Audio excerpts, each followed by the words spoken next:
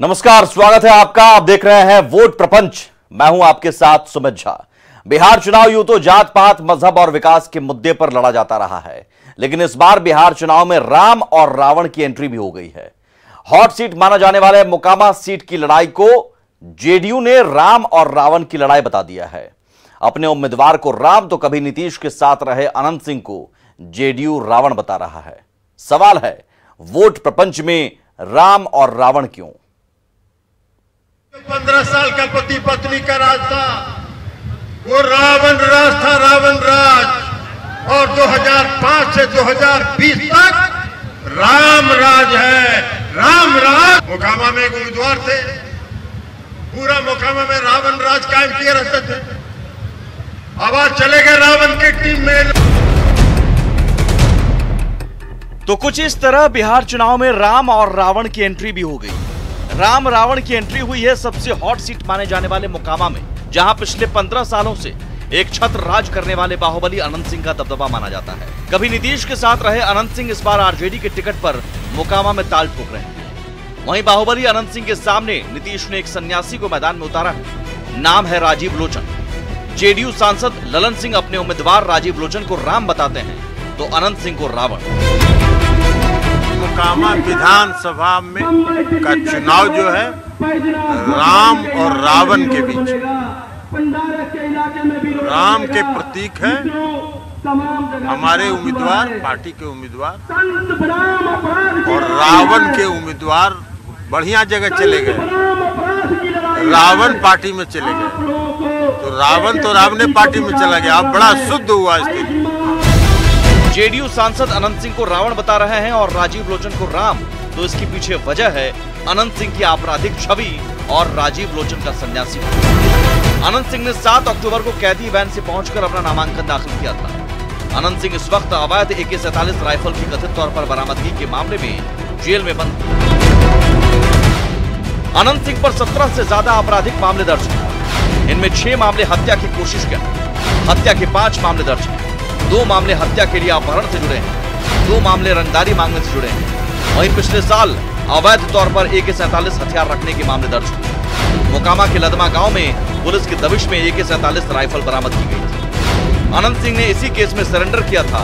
फिलहाल वो पटना के बेऊर जेल में बंद है। अनंत सिंह की भूमिहारों में अच्छी पैठ मानी जाती है। नीतीश कुमार ने साल 2005 में अनंत सिंह को पहली बार मोकामा से जेडीयू का टिकट थमाया था, जिसके बाद से अनंत सिंह लगातार विधानसभा चुनाव जीतते रहे। 2005 फरवरी, 2005 अक्टूबर, 2010 में वे जेडीयू के टिकट पर चुनाव जीते। 2015 में उन्होंने निर्दलीय पर्चा भर दिया और जीत हासिल की। अनंत सिंह को मोकामा में लोग छोटे सरकार भी कहते हैं, जबकि अनंत सिंह के सामने जेडीयू के उम्मीदवार राजीव लोचन सन्यासी हैं और साफ सुथरा छवि के।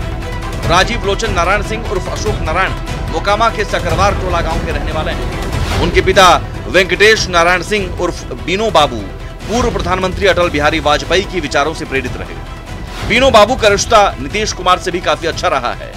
नीतीश कुमार को 1989 से 2004 तक बाढ़ से लोकसभा चुनाव लड़ने और जिताने में बीनो बाबू ने खूब मदद की थी। वहीं राजीव लोचन भी पिछले 40 सालों से पर्दे के पीछे एनडीए के लिए काम करते रहे। मोकामा के भूमिहार बाहुल्य गांव में राजीव लोचन की अच्छी पकड़ मानी जाती है। जाहिर है जेडीयू सांसद ललन सिंह राजीव लोचन और अनंत सिंह की छवि को आधार बनाकर मोकामा में राम रावण की लड़ाई बताते हैं। वहीं इस बयान पर सियासत भी गर्म हो गई है। सत्ता पक्ष जहां राम के विजय के तौर पर अनंत सिंह की हार का दावा कर रहे हैं, वहीं आरजेडी भी पलटवार कर रहा है। लोकतंत्र के शुद्धिकरण का महायज्ञ शुरू हो गया है और मोकामा की जनता पूरी तरह से कटिबद्ध दिख रही है कि इस बार बाहुबल को वो जनता दल यूनाइटेड के उम्मीदवार के चारित्रिक बल से परास्त करेंगे। जिस प्रकार से मोकामा को लगातार एक ताकत के बल पर चलाया गया, और मेरा मानना है कि जिस प्रकार से पूरे बिहार को हम लोगों ने जंगल राज से खात्मा किया, वहीं वहाँ पर अभी भी कुछ तत्व जीवित रह गए। तो निश्चित रूप से ये इस बार की लड़ाई उस पूरे तत्व का भी राजनीतिक अंत हो जाएगा। जेडीयू के नेता कह रहे हैं कि राम और रावण की लड़ाई है। इस बार 10 नवंबर को पता चल जाएगा किसकी मनेगी दिवाली, किसकी होगी झोली खाली। ये बिहार की जनता बता देगी। राम राज और रावण राज की बात कर रहे हैं।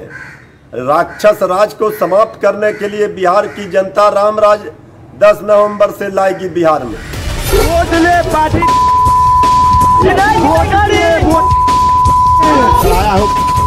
भी जाए लागे चिढ़ा दे, हमारा साथ नहीं रहा है। अभी इलेक्शन है, कभी आदमी बढ़वा देंगे अपना गांव में ले जाकर अपन घर में।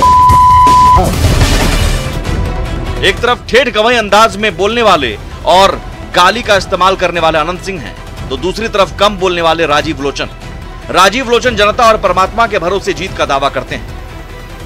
जनता सर्वोपरि है, सर्वशक्तिमान जनता है, जनता जनार्दन है। लगातार 4 वर्ष से जीतते आ रहे हैं, एक से एक बाहुबली उनको भी टक्कर दे रहा है, लेकिन कभी अनंत सिंह हार नहीं रहे। इस वक्त जनता को बदलाव हराने का तैयारी है। परमात्मा की ताकत, परमात्मा की इच्छा, परमात्मा के द्वारा चुनाव लड़ा जाएगा।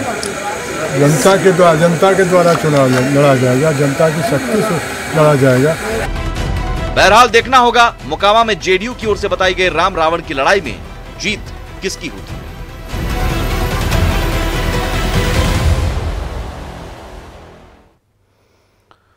वैसे जिस अनंत सिंह को जेडीयू रावण बता रहा है, उसे पहली बार मोकामा से विधानसभा चुनाव का टिकट जेडीयू ने ही थमाया था, जिसके बाद लगातार 3 बार तक जेडीयू के टिकट पर अनंत सिंह जीतते रहे।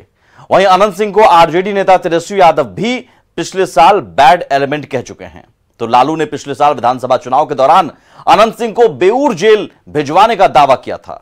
यानी अनंत सिंह आरजेडी और जेडीयू दोनों के लिए कभी बुरे तो कभी अच्छे रहे।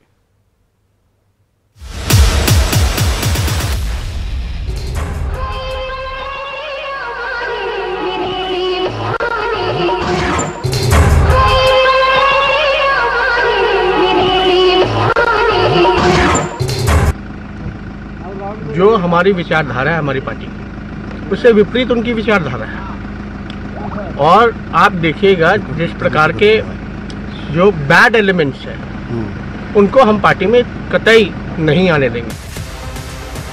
जो तेजस्वी यादव पिछले साल लोकसभा चुनाव के दौरान अनंत सिंह को बैड एलिमेंट बताकर आरजेडी में एंट्री नहीं होने का दंभ भर रहे थे, आज वही तेजस्वी अनंत को आरजेडी का टिकट थमाकर मोकामा से चुनाव लड़वाने जा रहे हैं। जी हां, कभी नीतीश के करीबी रहे अनंत सिंह इस बार आरजेडी का लालटेन थामकर मोकामा के चुनावी मैदान में उतरने जा रहे हैं। देखो छोटा सा है मोकामा वाला नाम सुना है, जेल में भिजवाए हम लोग सब लोग। देखो यादव के पकड़ के ले जाके मार के नाखून नोच के और जान मार दिया। उसका नाम अनंत सिंह।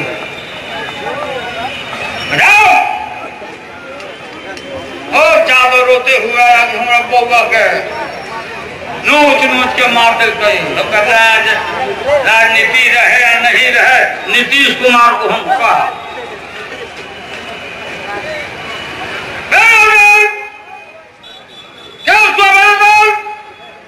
जब गिरफ्तार हुआ अनंत सिंह।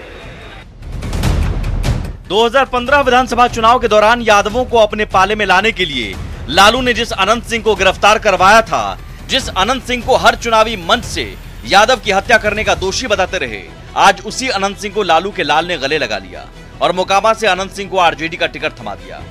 वहीं इसके अलावा भी कई भूमिहार, राजपूत और ब्राह्मण चेहरे पर तेजस्वी ने भरोसा जताया है। माना जा रहा है कि यादवों का एक वर्ग तेजस्वी यादव के इस कदम से नाराज है, जिसका फायदा जेडीयू विशेष तौर पर उठाना चाह रहा है। जिस तेजस्वी यादव को अनंत सिंह आज मुख्यमंत्री बनाने का दावा करते हैं, 3 साल पहले तक उसी तेजस्वी के लिए कहते थे कि नीतीश की कृपा से वो विधायक बने। लालू के बेटा हम कहते हैं कि नीतीश की कृपा से विधानसभा गया है। रिजाइन देखो, अभी लड़े इलेक्शन, माय का बेटा है तो हम रिजाइन देखो, भी रिजाइन देकर लड़े। हालांकि नीतीश के पक्ष में और लालू के विरोध में बोलने का भी अनंत सिंह को कोई फायदा नहीं मिला। अनंत सिंह हाशिए पर ही बने रहे। नीतीश कुमार ने उन्हें भाव देना बंद कर दिया। इस दौरान अनंत सिंह जेल के अंदर बाहर होते रहे। अब सियासत की इसे मजबूरी कहें या कुछ और, लालू के साथ आने को और तेजस्वी यादव को मुख्यमंत्री बनाने को अब वही अनंत सिंह बेताब है। क्या कुछ कहेंगे सर, क्या कुछ कहना चाहेंगे अपने लोगों को? तेजस्वी जी मुख्यमंत्री होंगे, होल है। Bureau report, news 18। और बस थोड़ी देर में लौटते हैं आज के बयान बिहारी और चुनावी वायरल के साथ। और चलिए वोट प्रपंच में अब बात बयान बिहारियों की कर लेते हैं। चुनावी मौसम में देखिए और सुनिए कैसे नेता एक दूसरे पर बयानों के तीर छोड़ रहे हैं।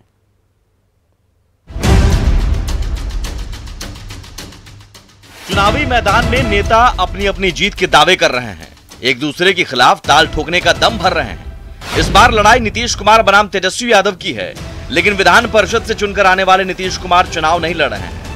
वहीं तेजस्वी यादव ने राघोपुर से एक बार फिर अपना नामांकन दाखिल किया। लगे हाथ तेजस्वी ने नीतीश कुमार को चुनाव लड़ने की चुनौती तक दे डाली। तेजस्वी ने उनके घर यानी नालंदा से हराने का दावा करते हुए चुनाव लड़ने की चुनौती दे दी। सुनिए बयान बिहारी तेजस्वी यादव। मैं उनको चुनौती देना चाहता हूं कि आप नालंदा अपने गृह जिला से भी कोई सीट चुन लीजिए, नामांकन कीजिए, हम वहां भी नामांकन करेंगे और आपको हराएंगे। वहीं छोटे भाई तेजस्वी यादव के नामांकन के दौरान बड़े भाई तेज प्रताप यादव भी मौजूद रहे। अपने बयानों के कारण सुर्खियां बटोरने वाले तेज प्रताप यादव इस दौरान कुछ नहीं बोले, लेकिन जब सवाल पूछा गया कि क्या तेजस्वी यादव मुख्यमंत्री बनेंगे, तो सुनिए बयान बिहारी तेज प्रताप यादव ने क्या कहा।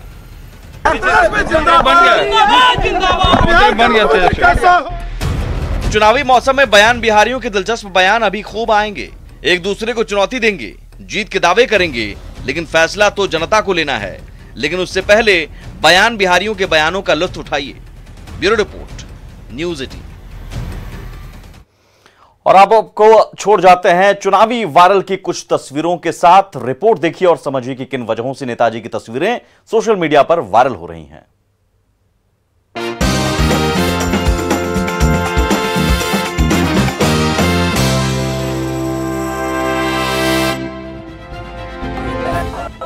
चुनावी मौसम में चुनाव के अलग अलग रंग भी देखने को मिल रहे हैं।